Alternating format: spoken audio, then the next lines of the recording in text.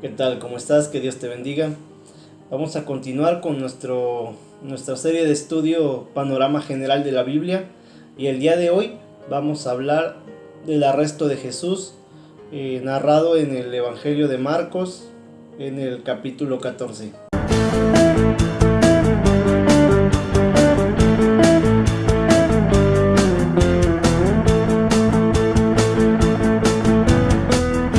Este capítulo inicia con el subtema El complot para prender a Jesús, y dice así en el nombre de Jesús.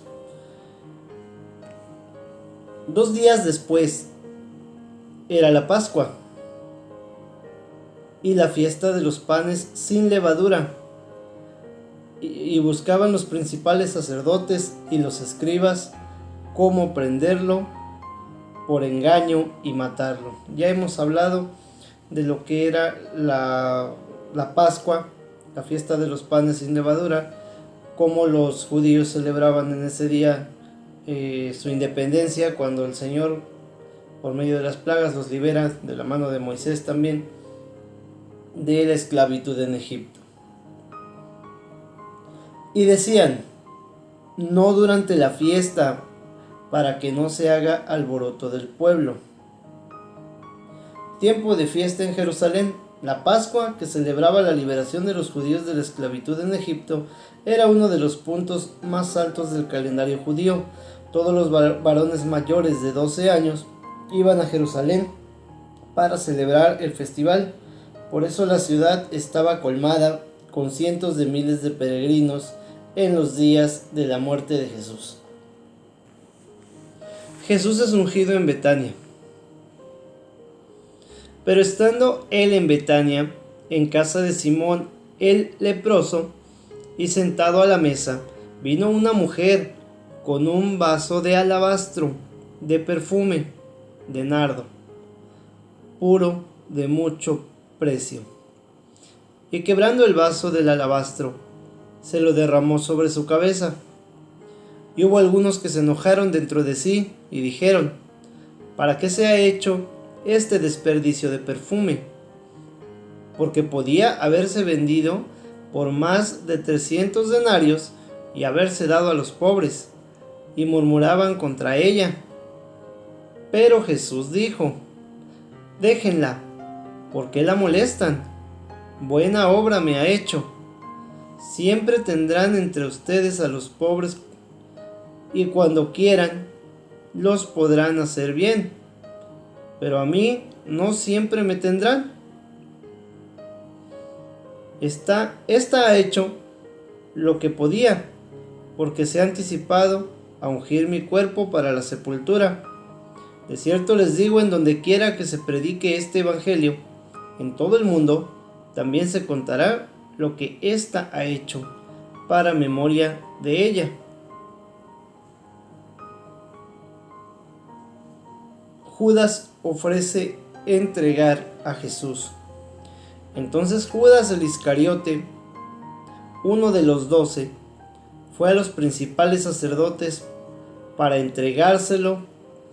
Ellos, al oírlo, se alegraron y prometieron darle dinero, y Judas buscaba oportunidad para entregarle. Luego viene un tema muy importante, que es la institución de la Cena del Señor. El primer día de la fiesta de los panes sin levadura, cuando sacrificaban al Cordero de la Pascua, que es un tema que ya vimos, sus discípulos le dijeron: ¿dónde quieres que vayamos a preparar para que comas la Pascua?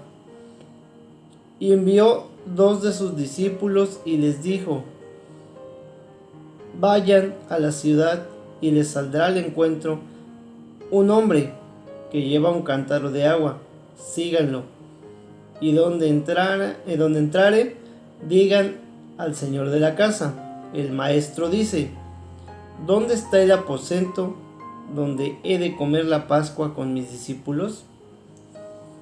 Aquí recordamos que la institución de la Santa Cena del Señor, pues él la pone no por casualidad, sino como nuevo pacto el día de la fiesta de la Pascua, que era el antiguo pacto. Entonces ahí es donde porque él todos los días cenaba, pero ahí está instituyendo que es una cena especial en una fiesta que se celebra una vez al año. Dice el 15: y él les mostrará un gran aposento alto, ya dispuesto, preparen para nosotros ahí. Fueron sus discípulos y encontraron en la ciudad y hallaron como les había dicho, y prepararon la Pascua. Y cuando llegó la noche, vino él con los 12, y cuando se sentaron a la mesa, mientras comían, dijo Jesús: de cierto les digo que uno de ustedes que come conmigo me va a entregar. Entonces ellos comenzaron a entristecerse y a decirle uno por uno: ¿seré yo? Y el otro: ¿seré yo? Él respondiendo les dijo: es uno de los 12, el que moja conmigo en el plato. A la verdad, el Hijo del Hombre va, según está escrito de él. Mas ay de aquel hombre por quien el Hijo del Hombre es entregado. Bueno le fuera a ese hombre no haber nacido. Y mientras comían, Jesús tomó pan y bendijo y lo partió y les dio diciendo: tomen, esto es mi cuerpo, refiriéndose de una forma simbólica, no literal. Y tomando la copa y habiendo dado gracias, les dio y bebieron de ella todos. Y les dijo: esto es mi sangre del nuevo pacto, que por muchos es derramada. Él derramó su sangre por ti y por mí para que podamos tener vida eterna. Y el pan y el vino son simbólicos. No quiere decir que literalmente te comes a Dios. Es un acto simbólico que Él instituye. Y ahorita dice para qué. De cierto les digo que no beberé más del fruto de la vid. Aquí cuando dice el fruto de la vid se refiere al jugo de uva, hasta aquel día en que lo beba nuevo en el reino de Dios. Ahí les estaba diciendo que era su última cena presencial con ellos. Jesús anuncia la negación de Pedro. Cuando hubieron cantado el himno, salieron al monte de los olivos. Entonces Jesús les dijo: todos se escandalizarán de mí esta noche, porque escrito está: heriré al pastor y las ovejas serán dispersadas, refiriéndose a que él lo iban a aprender y pues todos los discípulos iban a salir asustados. Pero después que haya resucitado, iré delante de ustedes a Galilea. Entonces Pedro le dijo: aunque todos se escandalicen, yo no. Y le dijo Jesús: de cierto te digo que tú, hoy, en esta noche, antes que el gallo haya cantado 2 veces, me negarás 3 veces. Mas él con mayor insistencia decía: si me fuere necesario morir contigo, no te negaré. También todos decían lo mismo. ¿Cuántas veces por la emoción no decimos cosas y externamos cosas que realmente no cumplimos? Entonces es importante también, como hemos visto anteriormente, que tu sí sea un sí y que tu no sea un no. Y también se ve el cambio radical en la persona de Pedro, pero lo vamos a ver más adelante cuando lleguemos al libro de los Hechos. Jesús ora en Getsemaní. Vinieron pues a un lugar que se llama Getsemaní y dijo a sus discípulos: siéntense aquí entre tanto que yo oro. y tomó consigo a Pedro, a Jacobo y a Juan, y comenzó a entristecerse y a angustiarse, porque pues él ya sabía todo lo que le venía encima, toda la carga de los pecados del mundo. Y les dijo: mi alma está muy triste hasta la muerte, quédense aquí y velen. Quédense aquí y velen, es lo que nos pide el Señor. Yéndose un poco adelante, se postró en tierra y oró que si fuera posible pasara de él aquella hora. Aquí encontramos una parte de cómo el Señor nos enseña que debe ser la oración, ya que está muy ahorita de moda lo que es la doctrina de la confesión positiva, donde hemos mencionado en videos anteriores también el famoso yo declaro, yo decreto que hoy será un día de bendición, que hoy habrá victoria, pero eso es lo que yo deseo en mi corazón. Entonces aquí que Jesús nos da ese ejemplo de sumisión y nos dice que oró que si fuera posible pasara de él aquella hora, y decía: Abba, Padre, todas las cosas son posibles para ti, reconociendo que Dios tiene el poder para todo y que para él no hay nada imposible. Aparta de mí esta copa, libérame de esto que viene. Eso es el deseo de su corazón en la carne. Pero ¿qué dice? Él no dice: yo declaro que ya fue la victoria, o yo la decreto. Él dice: mas no lo que yo quiero, sino lo que tú, enseñándonos sujeción y obediencia al Padre. Vino luego y los halló durmiendo, y dijo a Pedro: Simón, ¿duermes? ¿No has podido velar una hora? A veces la carne se rebela contra el espíritu. Vamos a estudiar que están en contra. Eso lo vamos a ver en el libro de los Gálatas, en la carta a los Gálatas del apóstol Pablo, que la carne y el espíritu pues van a la contra. Y pues aquí a veces sí nos cuesta mucho lo que es la oración.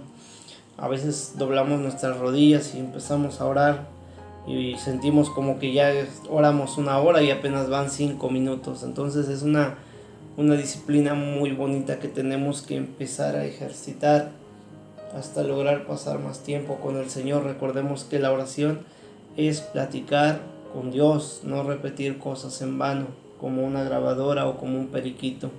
Es platicar así como cuando platicas con otra persona que tienes ahí a un lado, enfrente, cuando estás ahí conversando por el WhatsApp y te tardas un buen tiempo y lo disfrutas y ni sientes cómo pasa el tiempo, pues con más razón tiene que ser con nuestro Padre Celestial, ya que de rodillas se ganan las más grandes batallas, y la oración es un gran ejercicio espiritual para fortalecernos y estar en comunión con el Señor. Dice el 38: velar y orar para que no entren en tentación. Cuando nosotros velamos y oramos, nuestro espíritu se fortalece, y aunque vengan las tentaciones, los pensamientos y los sentimientos, con la oración que ha fortalecido nuestra alma y nuestro espíritu, tenemos el poder de Dios para poder reprender y rechazar todas las tentaciones del enemigo. El espíritu a la verdad está dispuesto, pero la carne es débil, refiriéndose a que la carne se cansa, la carne quiere divertirse, la carne quiere gozar, pero el espíritu está dispuesto. Y ahí es donde entra esa batalla y esa estira y afloja entre el espíritu y la carne, y que solo lo vamos a poder dar la victoria al espíritu fortaleciéndolo con el ejercicio de la oración. Otra vez fue y oró, diciendo las mismas palabras. Me voy a detener un poquito en este versículo de Marcos 14:39, porque comentando un video que es de otro canal. Había una persona que me comentaba que por qué entonces yo decía que no se puede rezar si Jesús rezó, y hay una parte en la escritura que vamos a analizar que dice que Jesús dice: y orando no sean como los hipócritas que piensan que por sus muchas palabras serán oídos, y no hagan vanas repeticiones. Entonces aquí en esta parte me cita la persona de la religión tradicional en el capítulo 14 y en el versículo 39 del Evangelio de Marcos, que dice: otra vez fue y oró diciendo las mismas palabras. Y ahorita que hay oportunidad lo vamos a desmenuzar, lo vamos a analizar y lo vamos a explicar. Aquí está diciendo muy claro la diferencia entre rezar y orar. Rezar, que es de recitar, y de recitar, de repetir algo que ya está escrito. Eso es rezar. Orar es platicar con Dios. Y si analizamos al pie de la letra lo que dice el versículo 39, dice: otra vez fue y oró. No dice que rezó. Y cierto, dice diciendo las mismas palabras, pero dice que oró, platicó con el Señor. ¿A qué se refiere esto? Bueno, pues muy fácil. Cuando tú rezas y es: Padre nuestro que estás en el cielo, Padre nuestro que estás en el cielo, Padre nuestro que estás en el cielo, Padre nuestro que estás en el cielo, Dios te salve María, Dios te salve María, Dios te salve María. Y el famoso ruega por él, ruega por él, ruega por él. Entonces tú estás repitiendo algo que ya está escrito. Eso es rezar. Orar es platicar con el Señor, y tú puedes platicar con alguien y puedes volver a tocar un tema que ya habías tocado. Lo hacemos con las personas también.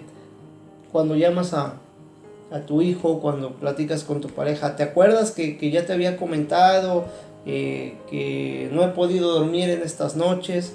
¿Te acuerdas que ya te había dicho que te portaras bien? ¿Te acuerdas que ya te había dicho que cuando cruzas la calle volteas hacia los dos lados?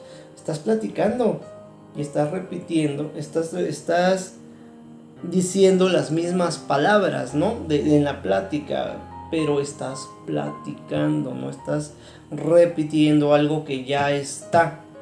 Estás tomando una conversación con las mismas palabras. Entonces esa es la diferencia entre rezar y orar. Dice el versículo 40: al volver otra vez los halló durmiendo, porque los ojos de ellos estaban cargados de sueño y no sabían qué responderle. Bueno, aquí un avance de una profundización de lo que es el 14:22 de la Santa Cena. Virtualmente todas las iglesias cristianas celebran la Santa Cena o comunión de alguna manera. Mateo, Marcos y Lucas registran la cena original de Pascua en la que Jesús instituyó dicha práctica. Aleluya, gloria al Señor. Vino la tercera vez y les dijo: duerman ya y descansen. Basta, la hora ha venido. He aquí el Hijo del Hombre es entregado en manos de los pecadores. Levántense, vamos, he aquí se acerca el que me entrega. Y viene el arresto de Jesús. Luego, hablando él aún, vino Judas, que era uno de los 12, y con él mucha gente con espadas y palos, de parte de los principales sacerdotes y de los escribas y de los ancianos. Y el que le entregaba les había dado señal diciendo: al que yo besare, ese es, préndanlo y llévenlo con seguridad. Y cuando vino, se acercó luego a él y le dijo: maestro, maestro, y le besó. Entonces ellos le echaron mano y le prendieron, pero uno de los que estaban allí, sacando la espada, hirió al siervo del sumo sacerdote, cortándole la oreja. Y respondiendo Jesús le dijo: como contra un ladrón han salido con espadas y con palos para prenderme. Cada día estaba con ustedes enseñando en el templo y no me prendieron. Pero es así para que se cumplan las escrituras. Entonces todos los discípulos, dejándole, huyeron. Un joven que huyó, pero cierto joven le seguía, cubierto el cuerpo con una sábana, y le prendieron. Mas él, dejando la sábana, huyó desnudo. Esa es una curiosidad que viene ahí en los evangelios. Jesús ante el concilio. Trajeron pues a Jesús al sumo sacerdote, y se reunieron todos los principales sacerdotes y los ancianos y los escribas. Y Pedro le siguió de lejos hasta dentro del patio del sumo sacerdote, y estaba sentado con los alguaciles calentándose al fuego. Y los principales sacerdotes y todo el concilio buscaban testimonio contra Jesús para entregarle a la muerte, pero no lo hallaban, porque muchos decían falso testimonio contra él, mas sus testimonios no concordaban. Entonces, levantándose unos, dieron falso testimonio contra él, diciendo: nosotros le hemos oído decir: yo derribaré este templo hecho a mano, y en 3 días edificaré otro hecho sin mano. Esta parte, cuando Jesús dijo eso, se estaba refiriendo a su cuerpo, a que él iba a morir en la cruz y a los 3 días iba a resucitar. Pero ni aún así concordaban en el testimonio. Entonces el sumo sacerdote, levantándose en medio, preguntó a Jesús diciendo: ¿no respondes nada que testifican estos contra ti? Mas él callaba y nada respondía. El sumo sacerdote le volvió a preguntar y le dijo: ¿eres tú el Cristo, el Hijo del Bendito? Y Jesús le dijo: yo soy. Y verán al Hijo del Hombre sentado a la diestra del poder de Dios y viniendo en las nubes del cielo. Aleluya, gloria al Señor. Entonces el sumo sacerdote, rasgando sus vestiduras, dijo: ¿qué más necesidad tenemos de testigos? Han oído la blasfemia. ¿Qué les parece? Y todos ellos le condenaron, declarándole ser digno de muerte. Y algunos comenzaron a escupirle y a cubrirle el rostro y a darle de puñetazos y a decirle: profetiza. Y los alguaciles le daban de bofetadas. Estas fueron algunos sufrimientos y padecimientos los cuales él tuvo que pasar por amor a ti, por amor a mí, para salvarnos de la condenación. Y aquí viene el cumplimiento de lo que Jesús le dijo a Pedro de que lo iba a negar.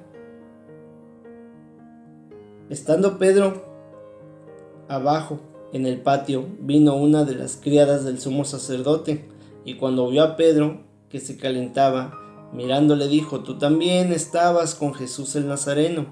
Mas él negó diciendo: no le conozco, ni sé lo que dices.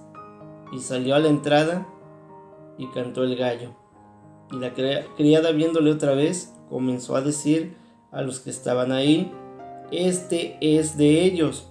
Pero él negó otra vez, y poco después los que estaban ahí dijeron otra vez a Pedro: verdaderamente tú eres de ellos, porque eres Galileo, y tu manera de hablar es semejante a la de ellos. Entonces él comenzó a maldecir y a jurar: no conozco a este hombre de quien me hablan. Y el gallo cantó la segunda vez. Entonces Pedro se acordó de la palabra que Jesús le había dicho: antes que el gallo cante 2 veces me negarás 3 veces. Y pensando en esto lloraba.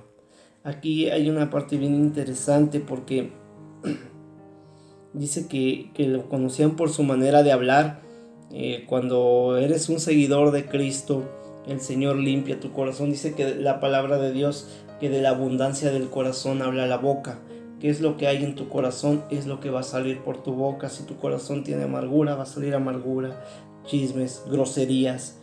Pero si en tu corazón ya está Cristo, Cristo ya limpió tu corazón y tú empiezas a hablar de una manera más agradable al Señor, más diferente, con más respeto. Y entonces ahí se nota una diferencia en la forma de hablar, y por eso es que te dicen, tú hablas como ellos, ¿no? Y dice que entonces Pedro, para no parecer un cristiano, un seguidor del Señor Jesús, empezó a maldecir, empezó a decir groserías para que pensaran que él era un pagano y que no lo tacharan de seguidor de Cristo por miedo a ser aprendido también. Y por eso después lloraba. Y cuántas veces no nos pasa a nosotros que nos da mucha vergüenza o mucha pena creer en el Señor Jesucristo. E incluso los que ya llevamos tiempo, a veces pues nos da pena que en el Evangelio pues nos digan hermanos, y híjole, ahí viene un hermano y a ver si no me dice hermano, porque pues estoy en mi trabajo, estoy en mi escuela, y ahí viene el hermano, y si me dice hermano me va a dar pena, mejor me hago que no lo veo para evitar que me diga hermano, ¿no? Y los que apenas inician, los que apenas están conociendo, ¿qué tal es cuando nosotros, como dicen ahí en el Facebook, ¿no? Somos capaces de compartir un chiste, de reírnos, de cuando ponen algún mensaje picarón, groserito, sensual, alguna chica enseñando sus partes, y eso sí lo compartimos y lo hacemos viral. Pero ¿qué van a decir de mí si comparto un texto bíblico, un video como este que estamos haciendo de la palabra de Dios? ¿Qué van a decir de mí si ven que yo le doy me gusta a una reflexión de la palabra del Señor? Y entonces ahí entran esas penas, esas negaciones como las de Pedro, pero debemos de entender que no debemos de avergonzarnos del Evangelio ni del Señor Jesús, ya que es poder de Dios el Evangelio. Y aparte, si nosotros le negamos, Él también nos va a negar el día del juicio. Así que a mucha honra ser un seguidor de Cristo. Y bueno, pues este es el tema del día. Espero que haya sido de bendición para tu vida, que no te dé pena, que no pienses que alguien se vaya a burlar, y si se burlan, pues bendito serás, más bendecido, más bienaventurado. Y tú comparte este mensaje para que más almas entiendan el amor del Señor, que el Señor les ama y Él sufrió todo esto que acabamos de leer y de meditar para la salvación de todas nuestras almas. Pero ocupamos y difundir la palabra y el mensaje del Señor. Dale me gusta, suscríbete al canal si no lo has hecho, y vamos a seguir compartiendo la palabra de Dios al mundo entero. Que Dios te bendiga.